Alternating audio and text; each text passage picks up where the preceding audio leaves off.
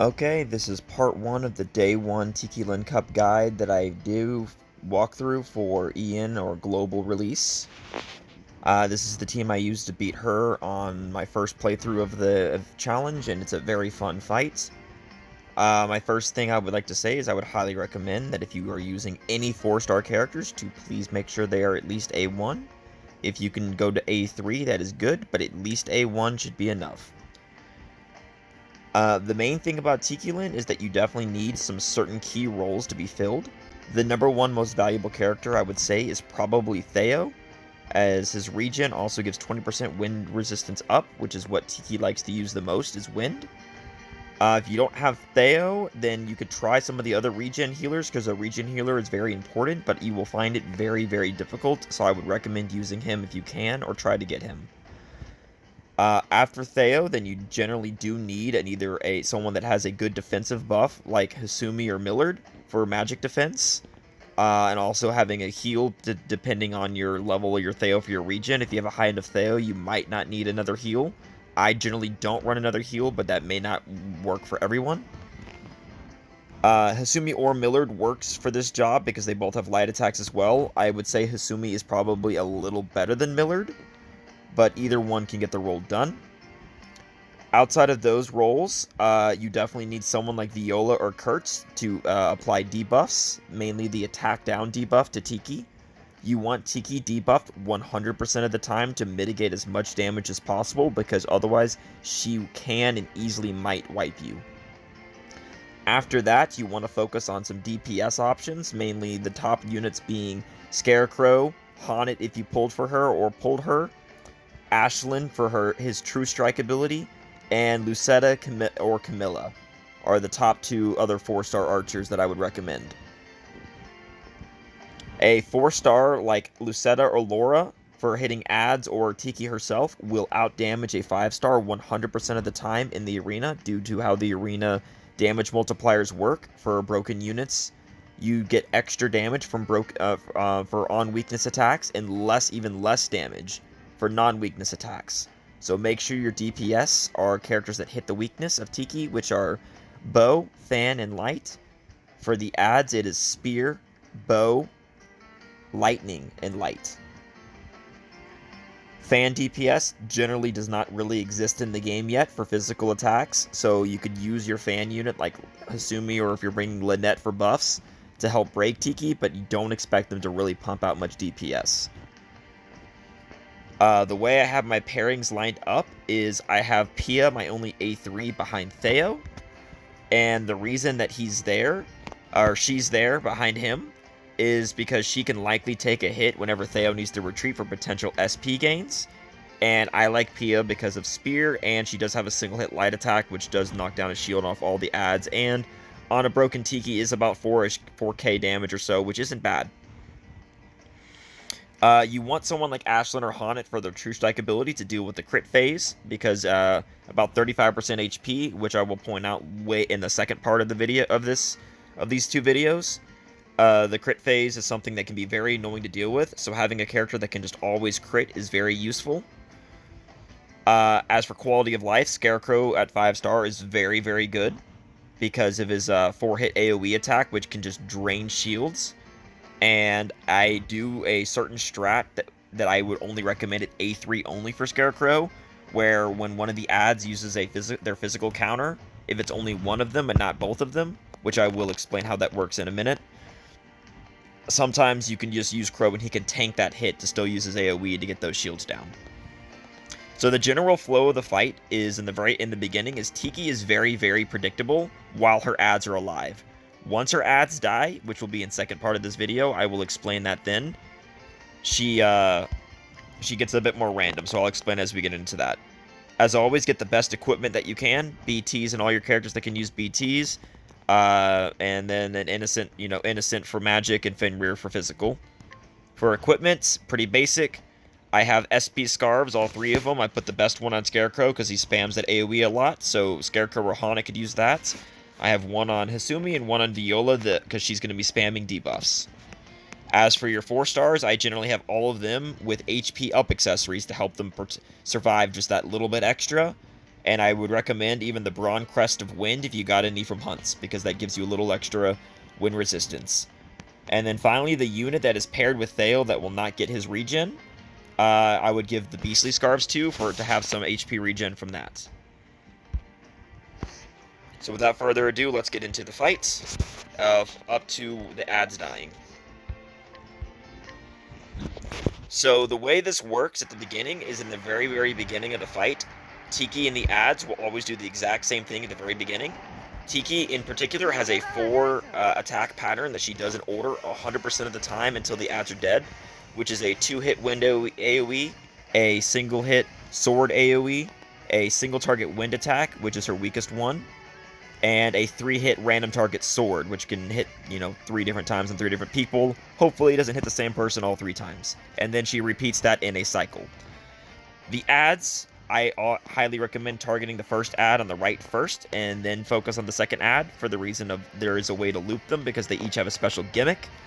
The left ad does like to blind you, but as long as it doesn't blind your Scarecrow or Haunted, you're probably fine. Both ads have the ability to do a boost action. The one on the right is the dangerous one because that one buffs their physical attack and magic attack, which can make them extra deadly.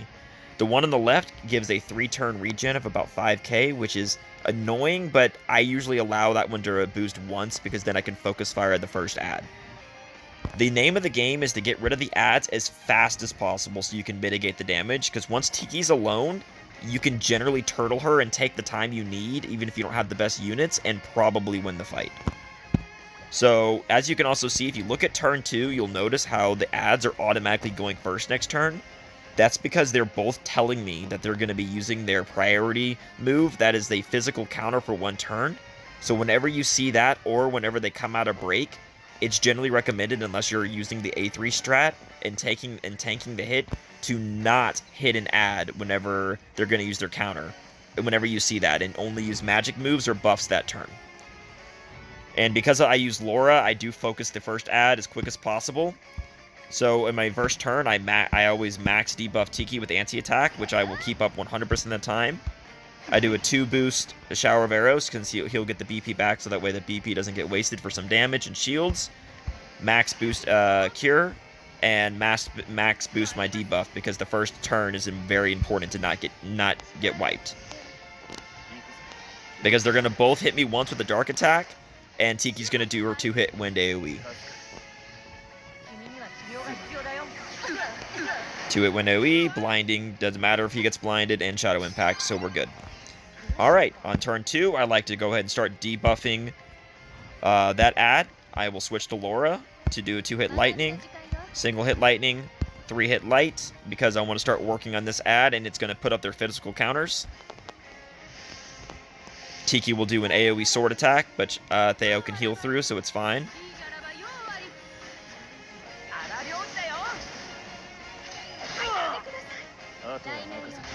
And now that right ad's going to boost, which I do not want, so I'm going to start working on shield cracking, which at this point, because there's no physical counter, I will use double wide burst to knock off an extra shield off the other ad at the bottom. And then I will max boost this for extra elemental damage due to the Laura's passive, max boost this due to the passive, and then use Hasumi to break.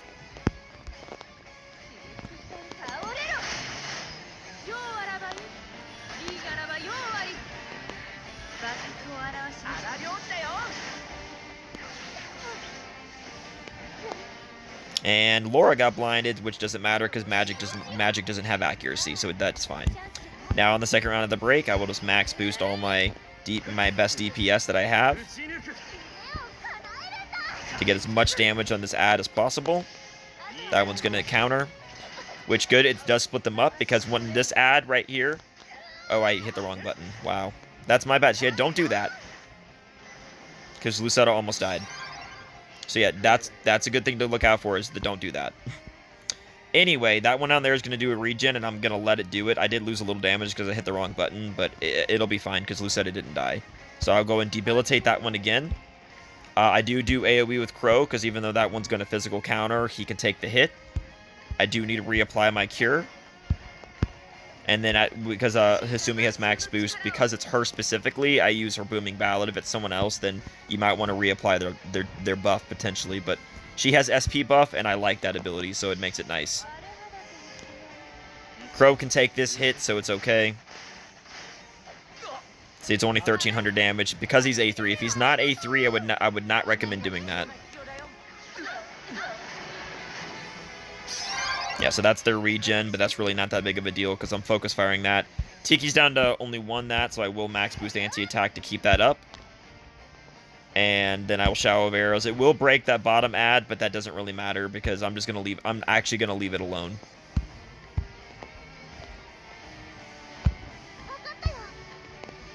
Because I'm actually setting up to break this ad right here to kill it.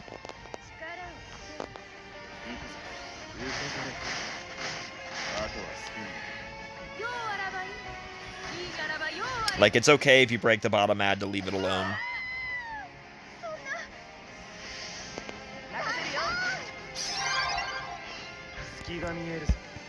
Alright. And so now I'm going to break. Max boost. All my best abilities. Switch to Ashlyn right here.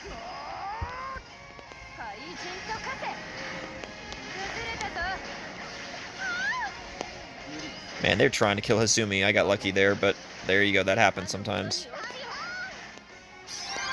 When she comes out, though, I'm going to have to give up some damage to make sure I reapply the cure with Theo. Because that's the main thing, too, is keep an eye on your buffs to make sure Theo's cure is up on the people it needs to be up at all times. You do not want to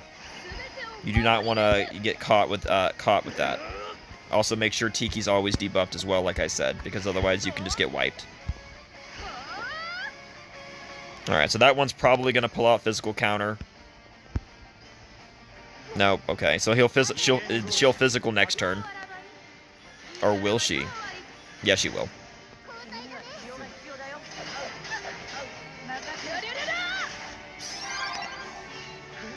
Yeah, so she's going to physical this turn.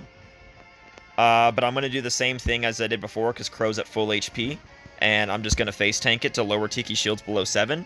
Because this is going to set up for the next part of this that I was talking about. Once the first ad is dead, with the second ad, you can loop it forever, and it will never attack you once Tiki shields are below 7. When Tiki shields are below 7, that ad will never attack again, and it'll always use its turn to restore Tiki shields. So if you can keep Tiki shields below 7, that ad will never attack, which lets you mitigate damage even more. So I will face tank this, go ahead and throw out an extra cure, because it is going to physical attack. And because I got hit a lot and I want Hasumi to make sure I get caught up, I'm going to throw out her buff to be safe. And I'm going to just put out a debuff on this ad that I'm trying to kill.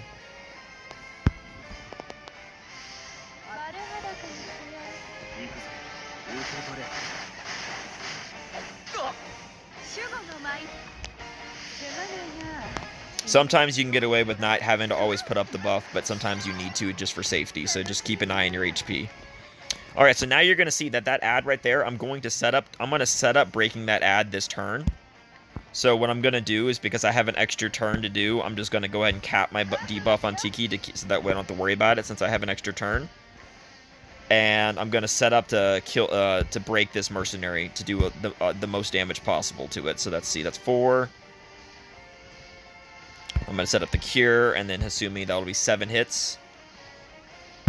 And as you can see, watch the mercenary. The mercenary will not take a turn. It will use its action to restore Tiki shields. And this is something that you can 100% loop until this one dies, allowing you to mitigate damage even further. See, shield repair does not attack. So even if someone was on low health, there's no RNG. There's no way for me to get hit and die.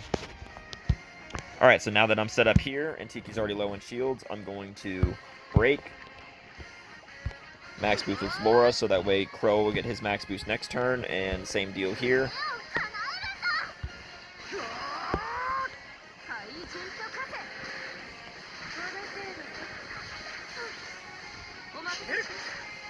And if you pay attention to the video, even though I haven't been saying it, Tiki has been following the correct pattern. That was just her single target win, which means now I know her next attack is a 3-hit physical. Alright, so not make that mistake again with Lucetta.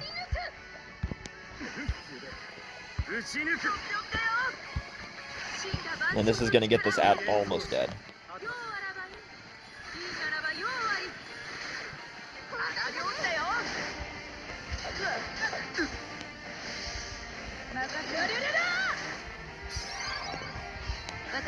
Alright, and now, as I said, Tiki's shields are low, so even though she's going first out of boost, she is going to repair Tiki's shields. That is a guarantee. So I can just shower of arrows with Crow to start working on her shields again, and use this, because she's not going to take an action. And I can just start lowering her shields. Same shield repair, even when she goes first. And then now I can take my time to set up for a high damage break to guarantee it, because now next turn, the ad's going to lose its turn again. So I can switch over to Miss Viola to debuff. And I can double sturdy here for 2. That'll be 4. And I'll just do a booming ballad here to go ahead and start getting Crow's SP back up. If you don't have Hisumi, you will need to potentially switch Crow with their backline a bit more often if you're using him, just to make sure he can keep up his AoE like you'd want him to. Alright. And because I want to set up on Tiki later, I'm going to actually double wide burst here to knock down 2 shields on her. And we will use Laura up for her last use. And this is going to kill this ad, or get very close to killing it.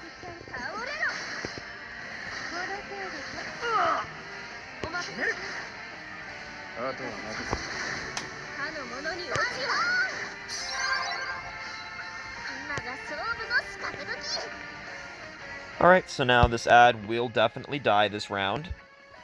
So I will finish it off with that, with these right here. Actually, you know what? I'm going to max boost Shower of Arrows and not do that. I will use Viola's turn to debuff Tiki again to just cap that off, so that way I don't have to worry about it. Because that max boost Shower of Arrows is going to definitely finish off that enemy. And if it somehow doesn't, no, it will. If it doesn't, then I'll just kill it next turn.